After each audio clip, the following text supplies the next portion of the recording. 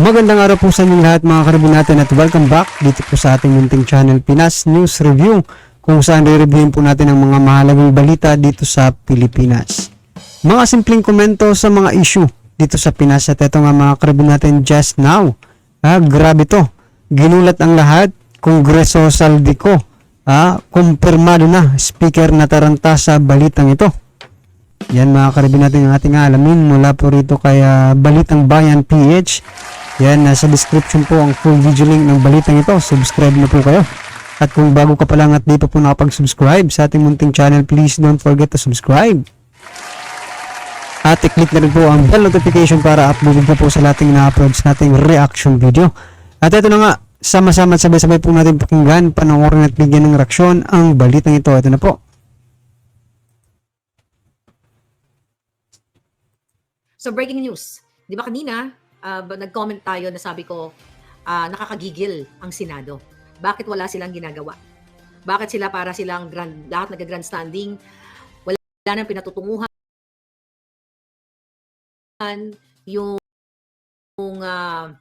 hearing dyan, People's Initiative o Tambaluslos Initiative o Jutang Gininang Initiative. So wala rin nangyari doon kay Tulfo, yung tungkol sa PCSO naman, sa Lotto and everything. So, sabi ko nga, baboy na tayong lahat. Kapapasok lang na balita, mga palangga, karagdagan. Miss Maharlika, this is from the Senate. Okay? Naputingas. Miss Maharlika, nagkabayaran na po dito sa Senado sa PI na yan. Sarsuela na lang po ang lahat ng nagaganap. Okay? Si Senator Villanueva na lang po walang yata. Si Senator Villanueva na lang po ang hindi bumibigay. At ginagamit siyang katakdog ni Zubiri. Nag-iingay si The Rock kasi binubukulan siya ni Zubiri, bawas ang binigay. So, whatever, kung ano nangyari, magkano nagkabigayan dito, ito po ay mismo galing sa loob. Kaya pala ganun yung nararamdaman ko, AZ, Zenshen, Pink Rose, lahat kayo balangga, comment na, pasensya kung hindi ko kayo mabati lahat, kasi kung matingin ko kayo lahat, hindi na tayo magbabalita, no? Okay. Kaya pala yun ang nararamdaman ko kasi ayon sa ating source na kapapasok lang, nagkabayaran na pala para isulong yung Jutang Gininang People's Initiative. Dahil yan po ay gusto ni Kuting at ni Lisa. Kung gayon, dahil si Senator Amy ang chairperson, siya ang nanguna doon kanina. Senator Amy, base dito sa impormasyon na nakarating sa atin, so ano to, binobola mo lang ang Pilipino? Kayong lahat, kasama kayo, Senator Go, Senator Bato, lahat kayo, B9. Walang makakaligtas. Ano to? Papayag na lang kayo dahil what? Let's talk about Senator Go at saka Senator Bato. Dahil badihado kayo, nagtatanong lang ako. Hindi naman nabanggit yung pangalan niyo pero nandoon kayo sa ano na doon, sa Senate hearing na yon. So ang question, papayagan niyo na lang bang bubudulin kayo ng buwaka ng inang Lisa Smugs at Tambaluslos? Nag-away-away pa kayo kunyari. Si ano na lang to, si Senator Joel Villanueva na lang ang hindi nakikinag pa. So kaya yun na lang kahit na dapat i-contempt o kasuhan ng perjury. Okay? Nabanggit ni Atty. Glenn Chong kanina yung mga nagsumumpa doon na magsasabi sila ng katotohanan sa Senado, deadma lang. Yung pala, Senator Amy, sagutin nyo to. Nagkabayaran na daw kayo dyan. Ang question, magkano? So ito, drama na lang natin. Lulukohin na lang natin yung Pilipino. Hipuin nyo ang ading ko, Panginoong Hesus. Ginagamit pa ang Diyos. Para kunyari, ganito, para kayo sa bayan, Nagkabayaran na. So saan tayo? Kaya sabi ko sa inyo, mga palangga, saan na lang lalapit ang Pilipino? Dito na lang sa bunganga ko. Anong magagawa ng ating bunganga kung itong mga hinayupak na ito ay bayaran na lahat? Lahat sa Senado at Kongreso, wala na tayong kakampi. Kaya nga dapat, kayo na ang mag-desisyon. Dapat balita tayo ngayon palangga, pero mamaya na yung samot-saring balita. So gusto lang iparating sa inyo, at dagdag pa daw, Miss Maharlika, na kalimutan mo, na merong ding penthouse si Zaldico sa Shangri-La BGC Residences at mga units na malapit para sa kanyang mga security. Pera natin yun.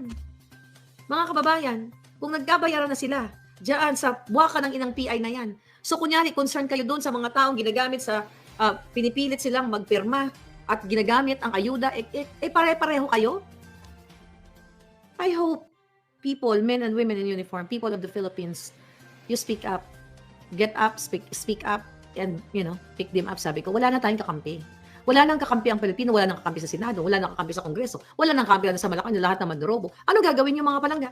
Saan tayo pupulutin yan? May pag-usapan natin mga foreign direct investment, etc. Doon sa balita, babasahin natin at magbibigay tayo ng komento. Sabi ni Bega Warp, EDSA 3 na talagang wala na, yes! Saan pupunta ang taong bayan? Nanggiinit ng ulo ko, mga palangga.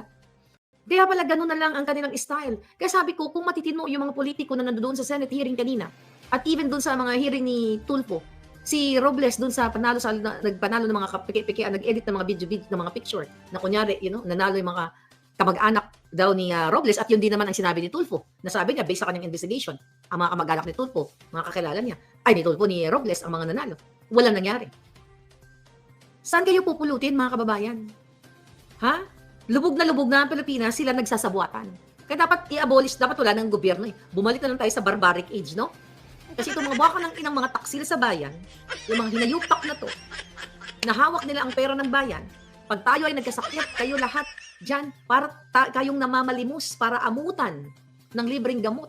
Tapos parang hero pa sila kapag lumapit ka sa PCSO, lumapit ka sa mga kongresista, lumapit ka sa mga senado, bibigyan ka ng limang ano tawag dyan, mga guarantee letter, bibigyan ka ng 5,000, 10,000, parang Diyos na gusto nila ang mga taong bayan ay gagawin silang Diyos. Mga kababayan, you have to speak up. Ba, dito paano nasabi lubog na lubog, sabi ni Gerald. Ba dyan? Lubog na lubog ang bayan. Kung baha dyan palangga, maglimas-limas ka. Maglimas-limas ka ng baha. Alright?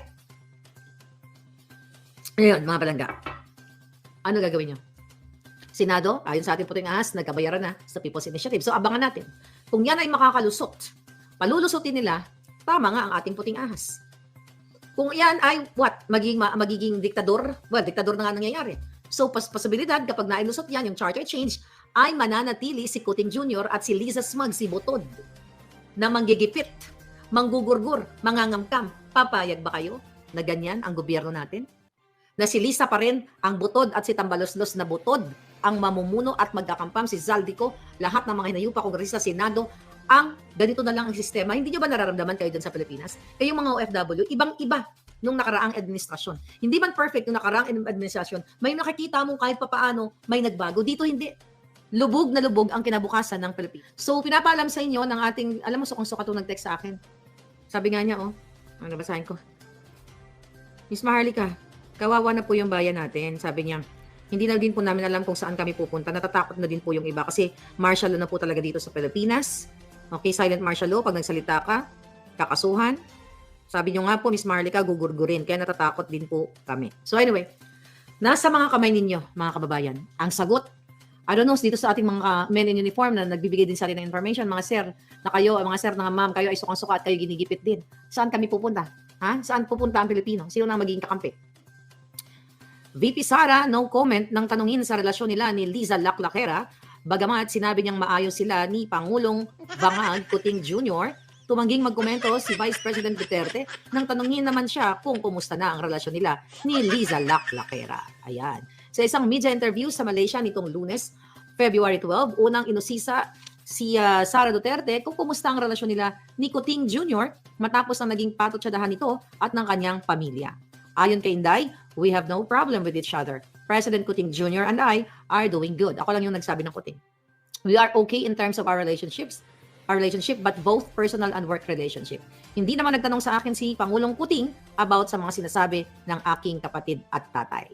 Samantala, nang tanungin naman ang kanilang relasyon ng unang ahas sa Malacanang, ang sagot ni Inday Sara, I have no comment as of this time. Nakita niyo naman kung paano maging balahura o isnaberang palaka o isnaberang ahas si Liza Smug. Ayan. Matatandaan na may ilang po muna na tila hindi Ayan mga karabin natin, sino na nga lang ba ang pagkakatiwalaan natin dito sa ating gobyerno? No? Kung ganito palagi ang ating mababalitaan na, di ba? Ay, nagkakabayaran di umano dyan sa Kongreso at Senado. Ha? Wala na bang matinong kasi isipin nyo mga karabin natin, yung mga bagong mukha sana, no, na akala po natin ay para sa bayan. Ako. Ay, hindi pala. Oh, pangalanan nyo nga po kung sino yung si tinutukoy natin. Ha? Sino nag-imbestiga? Diyan sa loto na yan, sa PCSO, di ba? Ngayon po ay tahimik na. O, kumusta na kaya yun mga karabin natin ha? Nakulong na ba kaya si Mel Robles? Nako.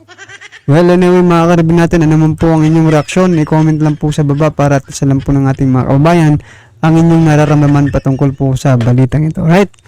Kung bago ka pa lang at di pa po nakapag-subscribe sa ating munting channel, please don't forget to subscribe. At i-click na rin po ang bell notification para updated ka po sa lahat ng na-uploads nating reaction video. Yan, maraming salamat po.